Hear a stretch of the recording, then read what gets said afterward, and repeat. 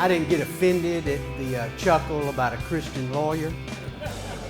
So I hope that y'all weren't offended by anything that I say when I'm done. My grandmother, some of y'all in this room are probably of an age you might have known her, Estelle Allard. She forevermore wanted me to be a preacher. So, Meemaw, look at this congregation. Despite her best effort, she taught me as a little boy, Jesus loves me, and the 23rd Psalm, and despite that, I was not the spiritual leader of my home for the 4 boys that Bob talked about that I was called to be. It took God to straighten that out. So despite, and I'm honestly surprised by that because my grandmother and grandfather were pillars of Sunset Park Baptist Church. My great-grandfather was a preacher at Myrtle Grove, Joseph Allard, for decades. I grew up in a church-going family. And I would have said as a young person, as a 19-year-old, as a young person in my 20s, I got married at 21 years old, I certainly would have identified myself as a Christian. I would have said that. But in looking back on it and the journey that I've taken, I was a lip service Christian. Went to church on Sundays sometimes. If someone asked me if I believed in God, I'd say yes. Was there anything else about my life that reflected that genuinely? No. Was I nice to people? I was. Polite, mannerly, I was all of those things. But I was a propped up Christian. That's not going to hold you in very good stead, honestly, in today's world. And it didn't me. I don't know if any of you have ever read any of C.S. Lewis. He wrote a book called The Screwtape Letters. And the Screwtape Letters it's an amazing book. And if I summarize it very quickly, it's this. And I think it's a thing that we take for granted. We get up every morning and we don't think of it in these terms. I only have for probably the last 5 or 6 years. But the minute that your feet hit the floor in the morning, you're engaged in a war. You're engaged in a war. It's spiritual warfare. We don't think of the enemy as being real most of the time until something like El Paso happens. But that battle for each and every one of us, and it certainly was for me, is real, and the enemy is the most clever individual on the planet. And you need do nothing more than read the Screwtape Letters to understand that. The premise of that book by Lewis is Screwtape is Satan, is the enemy's right-hand man, and he is mentoring Wormwood, who is his nephew. And Screwtape knows every weakness of human character, and he's showing Wormwood how to attack that in order to win this person's soul to Satan. Well, the enemy, by the time I'm graduated from law school, the enemy knew who I was inside and out. I didn't, but he most certainly did, and he attacked me in the very place he knew I was weakest, and that was my ego. It wasn't until I was in my 40s that I recognized that God had blessed me with a unique skill set, one that I'm not bragging, but one that most people in this room don't possess, and that is a tremendous talent for speech, for communication. I can persuade people to a particular way of thinking, and the enemy knew and recognized that. I didn't come to understand it until later. And so what he did is he took that ego, that pride, and he attacked it. And so by the time I start practicing law, I'm 30 years old. I've got a family now. I think I had 3 of the 4 boys that were born at that time. I began to make a little chatter in the legal community because of cases that I was trying and cases that I was winning. And I was having success. And in my mind, you knew who was responsible for that success. It was me. I'm responsible for that success. It wasn't a skill set anybody gave me. It's because I'm working 14 hours a day. The enemy took me to on the outside looking in, it was phenomenal. I'm trying cases, I'm winning cases. I'd actually pull the files if I could remember them, but for the first 12 years of practicing law, I did not lose a jury trial in Superior Court. Not one. Now, that's not because I was some genius. I just understood which cases could be successfully defended, which ones I could persuade 12 people to my way of thinking, and which ones needed to be worked out. But that is a statistic that that's something that's capable of being proven, so I wouldn't sit up here and mislead you about it. If anybody's curious enough, they could go pull those files, and I feel pretty confident that that number would stand. Guys, by the time I'm 35 years old, this is who I am. I'm driving to Raleigh to federal court. Now I'm married for 15 years. I'm having all this success, all this money I'm making, and I'm driving to Raleigh on Interstate 40, and I know where every billboard that references the Bible or church or Jesus is. I know where every one of them is on that interstate. Every one of them. And when I would get within, this is not an exaggeration. I look back on this and think, what an idiot. When I would get within a mile of that billboard, do you know what I would do? Can anybody in this room tell me what I did? Huh? No, I pulled the visor down. Pulled the visor down in my car. Didn't want to see it. Didn't want to hear it. Didn't want to be reminded of any of it. Pulled the visor down.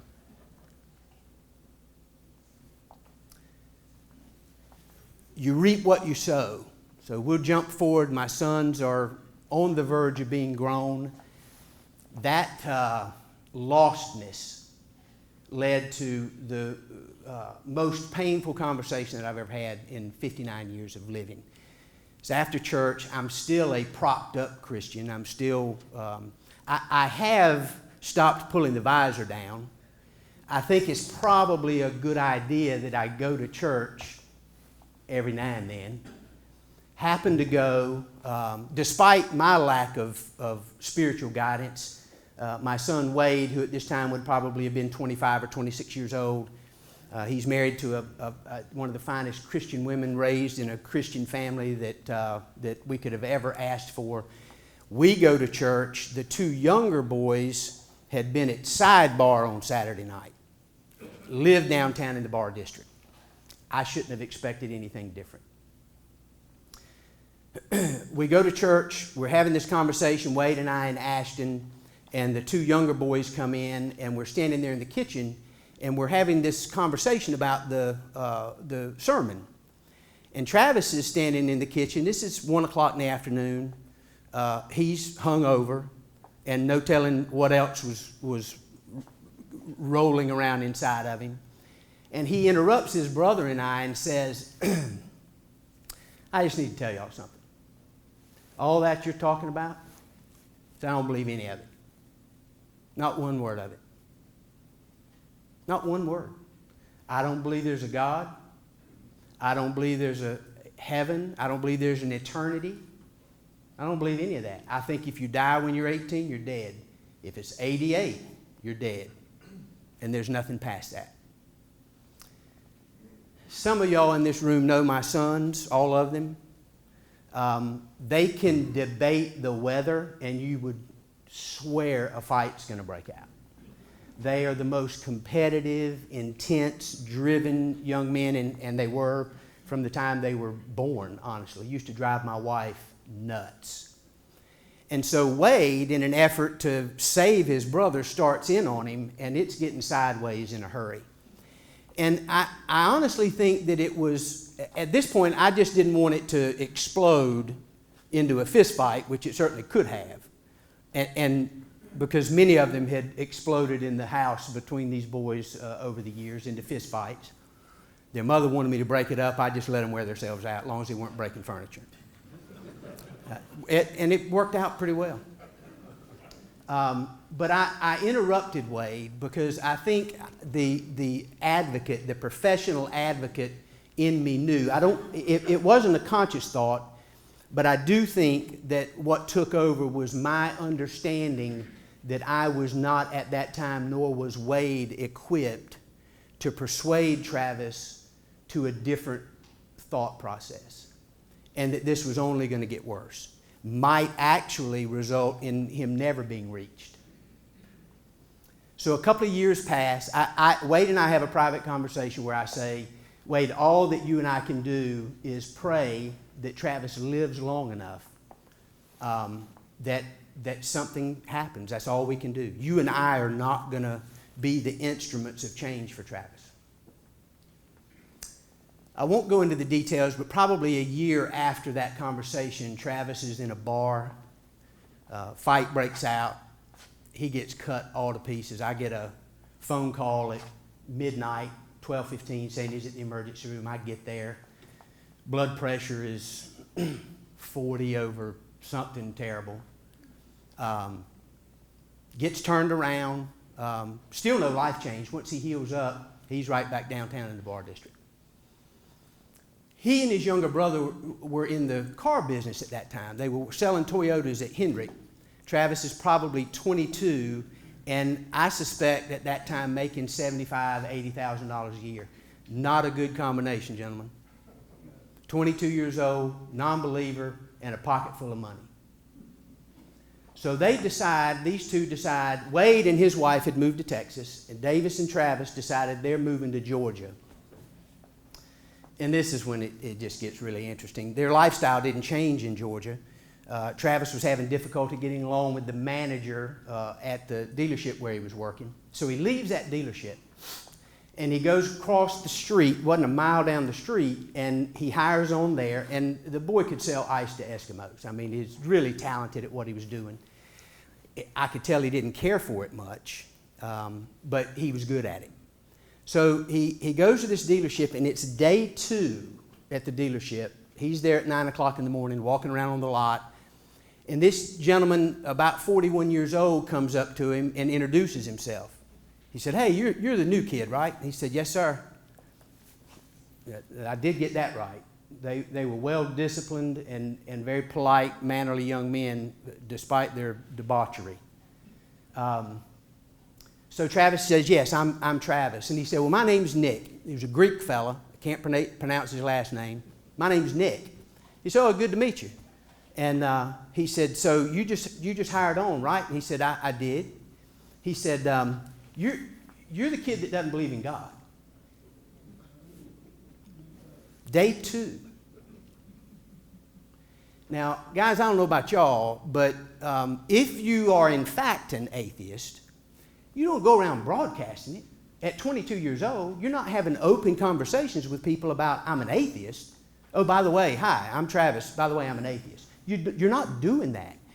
To this day, and this was 7 years ago, to this day, not one of us knows how Nick, the Greek, I'll call him, knew that Travis was a non-believer.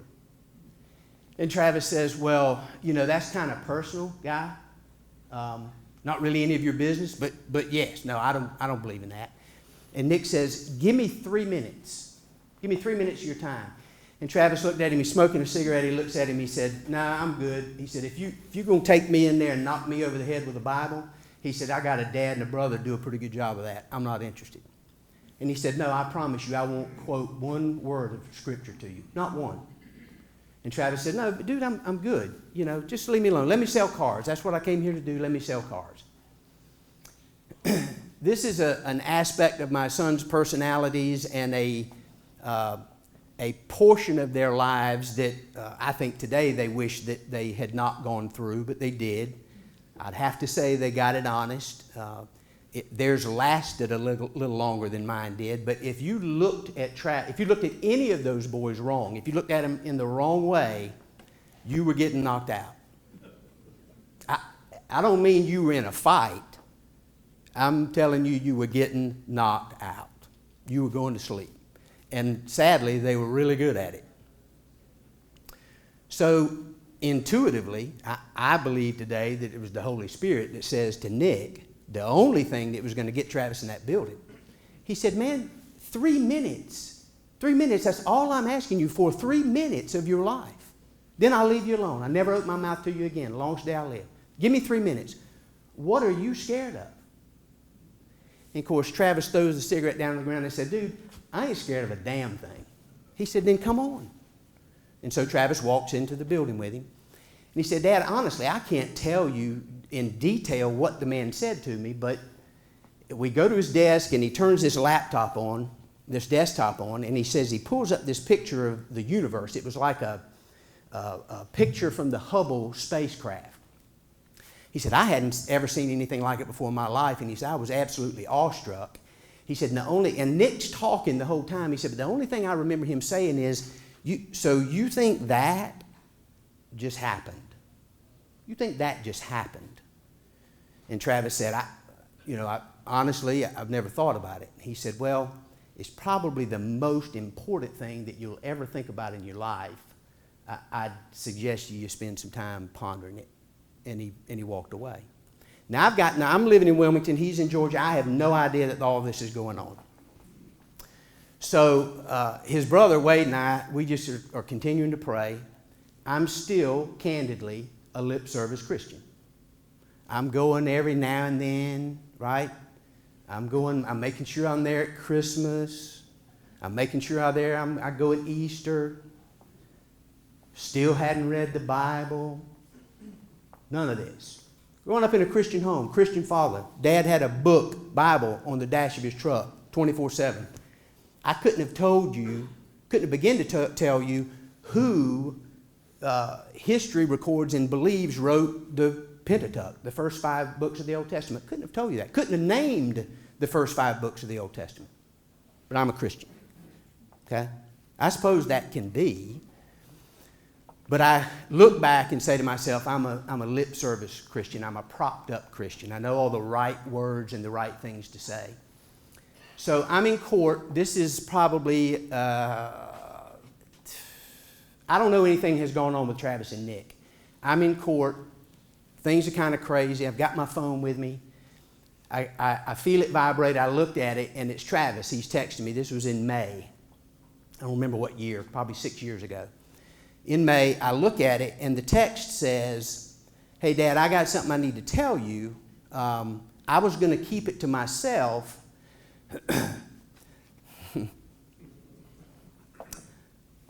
But Wade said I needed to tell you. I said, okay, buddy, what is it? All caps. I've been saved.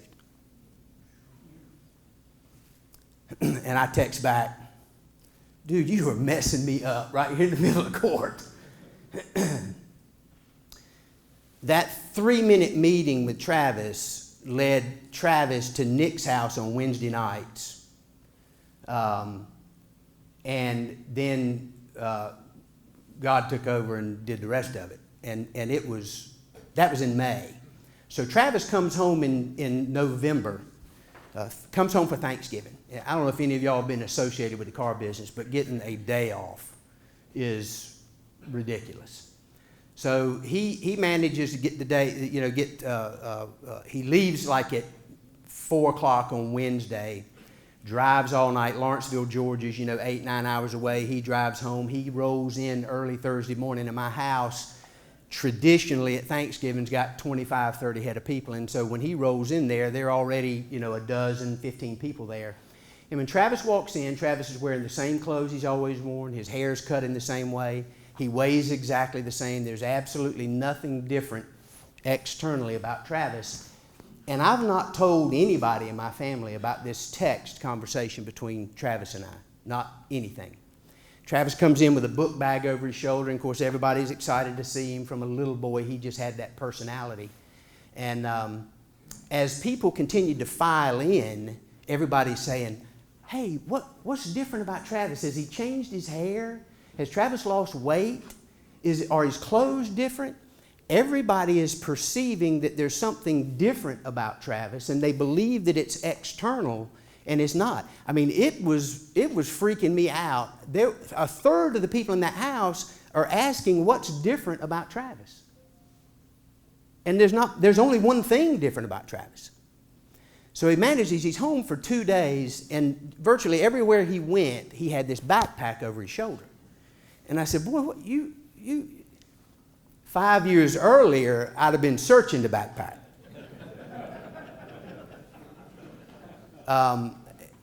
He won't let this backpack get more than 3 feet away from him. And I said, boy, what do you got in this backpack? He said, oh, let me show you. And he unzips it, and he's got the dangest accumulation of Christian literature that you've ever seen in your life. Pamphlets, DVDs on creationism, how to study the Bible. He's got all this stuff.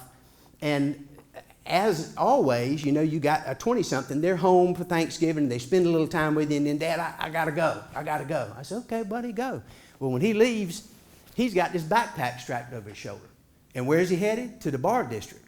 But it ain't to drink liquor and beer and wine this time. He is a voice crying in the wilderness. I talked to people who ran into him that weekend and said, this man was on fire. He's handing DVDs out and giving pamphlets and all kinds of stuff, and it was absolutely incredible. Now keep in mind, I'm thrilled and I'm amazed. And I have to tell you that was a spark that built a fire that then blew through my family, blew through it. Travis gets back to Georgia, and he calls me up and he said, Dad, Nick gave me this book, and I'm going to read it, and I want you to read it with me. And as we read it, we'll get on the phone at night and we'll talk about it. And I said, okay, what is it? He said, the name of the book is Jesus on Trial. I said, okay. Now, being a lawyer, particularly a criminal defense lawyer, the title intrigued me. It's written by David Limbaugh. I don't know if any of you have ever read it, but it's written by David Limbaugh. He's Rush Limbaugh's brother, but he's actually got some sense. He is a trial lawyer and a Christian. But it was the book for me and for Travis and my other sons was, guys, it was life-changing. I'd never read anything in this category of literature, and I'll tell you that it sent me on a 6-year-long journey that hasn't ended of this same material. The same material.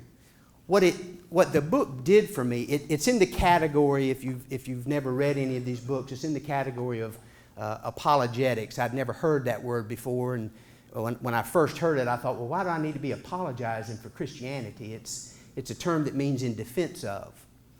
And it completely changed who I was as an individual. It completely changed my relationship with Jesus Christ. I don't know that it will have the same impact. Limbaugh, when he writes the book, in the foreword says this, I'm a lawyer, and I'm writing this book in hopes and presenting it in a way that I would in court, in hopes that I persuade you beyond a reasonable doubt as to the truth and the existence of 4 things. And I won't go into those 4 things. It's basically how the world was created, that it was created by God, that this was intelligent design, that Jesus was his son, and that he lived here, that there is a historical Jesus. And I got to tell you guys, at 50 years old, there was something about this book, although I had spent very little time in it, there was still something detached by me from this book. Admittedly, I hadn't delved in it, I hadn't read it cover to cover, but there was something mystical, there was something mythical about this book to me that separated me from it. And I believe forevermore that I could have read it over and over and over again, and it would never have connected with me the way that it did after reading this book, and here's why. Limbaugh and these guys, Geschler and Turek, wrote a book called I Don't Have Enough Faith to Be an Atheist. These gentlemen make a case for Christ without ever quoting you the first word of Scripture.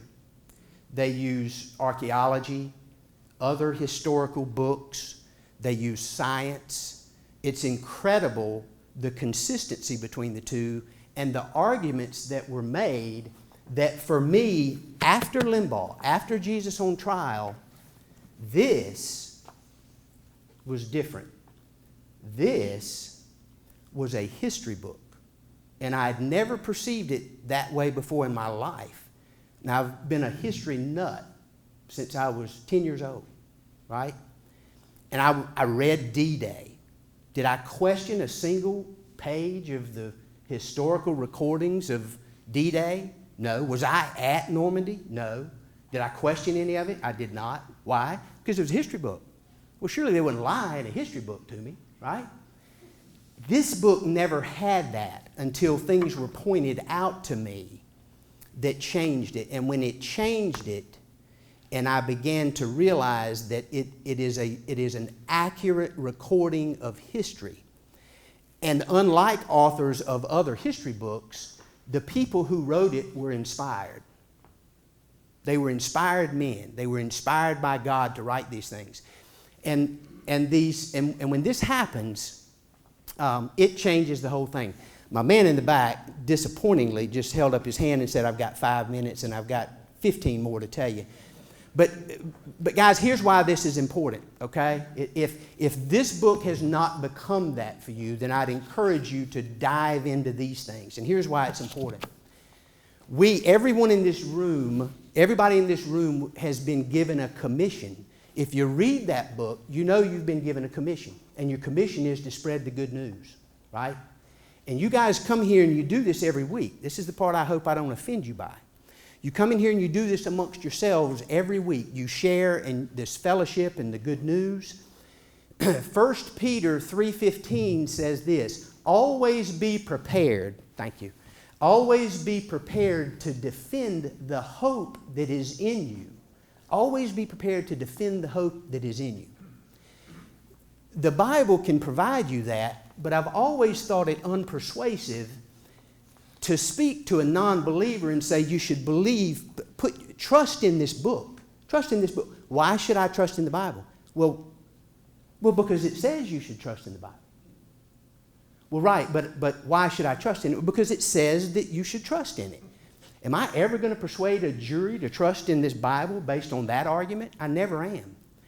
Always be prepared. So it hearkened me back to when Travis said, I don't believe any of this. And I believe forevermore God shut me down and said, you aren't ready to have that conversation with him or anyone else. You're not. And you may only have one opportunity. The commission, guys, is not to have this conversation and discussion with each other, right? Always be prepared to defend the hope that is in you. Our job is, this is easy. You come in here on a Tuesday and fellowshipping with other believers. I can have a conversation with y'all about Jesus Christ and his love and his salvation and eternity. That's an easy conversation. But it's not what we're called to do. We're called to share it to everybody, not just people that look like us. You got your cell phones? Pull your cell phones out. I know this is unusual just pull your cell phone out.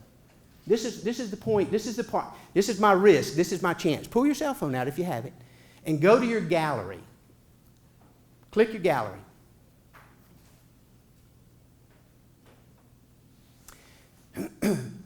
Show me a picture in your gallery of someone that doesn't look like you and your family.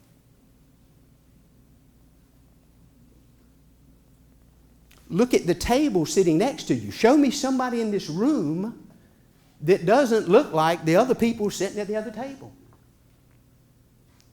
Jesus sat down and talked to and shared the good news of eternity with Gentiles who in his day he wasn't supposed to.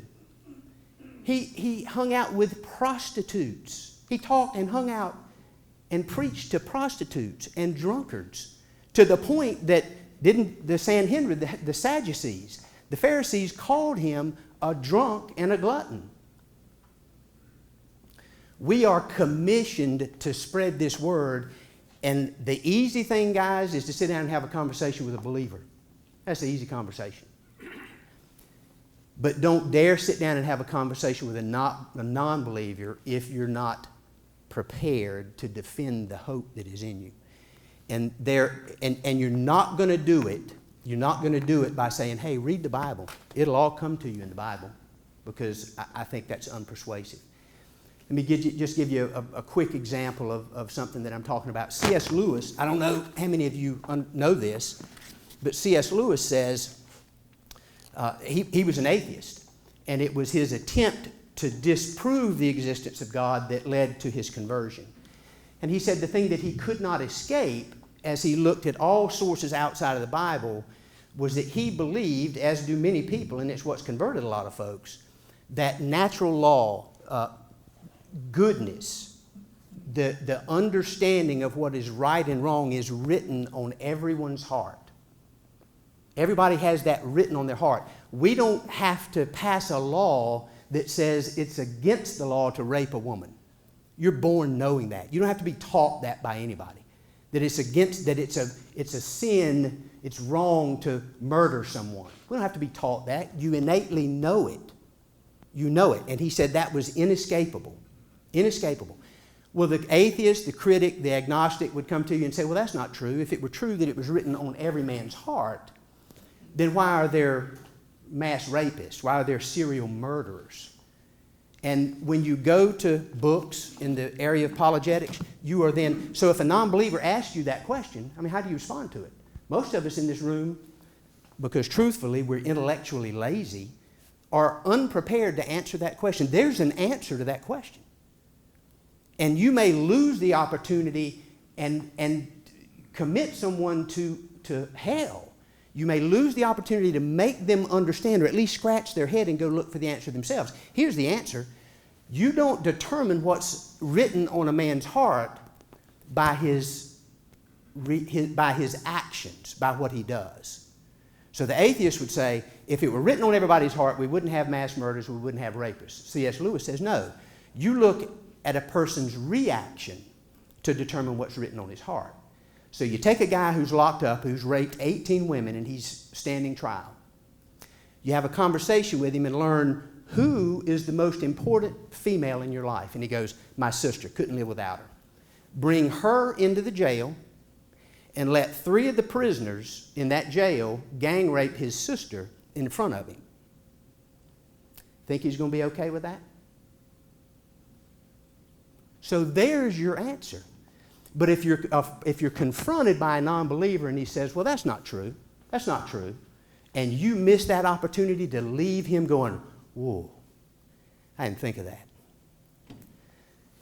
Real quick, I saw the cover of a book called Amazing Truths. It's written by Michael Gillen, who is the science editor for Good Morning America.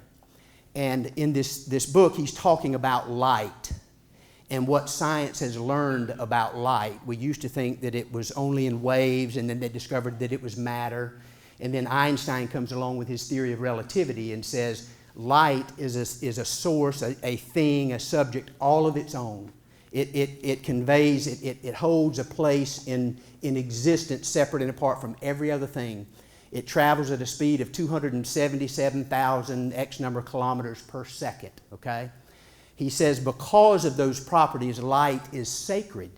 It's sacred, and it will never, the speed of light will never be achieved by man because physiologically, the faster you push the object towards the speed of light, the larger and heavier it becomes, requiring more energy. And so the more energy it requires, the bigger it becomes. You're never going to achieve, man will never achieve, and it's not contained by time. So light doesn't exist in time. We can never achieve it. Doesn't that sound a little familiar? I went through just in the 4 Gospels, and these are the kinds of things outside of this book that I'm talking about that are persuasive, that are out there to be known. 19 times in the 4 Gospels, you know what Jesus refers to himself as? Light. I don't think that's accident. Of all the things that he could have chosen to describe himself as, and he certainly, science didn't understand the properties of light. We know that God doesn't exist in time, that he's always existed, and that he created this and us in his own image. Well, when he said, let there be light, shockingly, light contains the very properties that we know God exists in. Guys, what would be great to me is if I ever got invited back here and looked at these tables and saw some folks out there that didn't look like everybody else. I think that's our challenge. I hope you'll accept it. Thank you.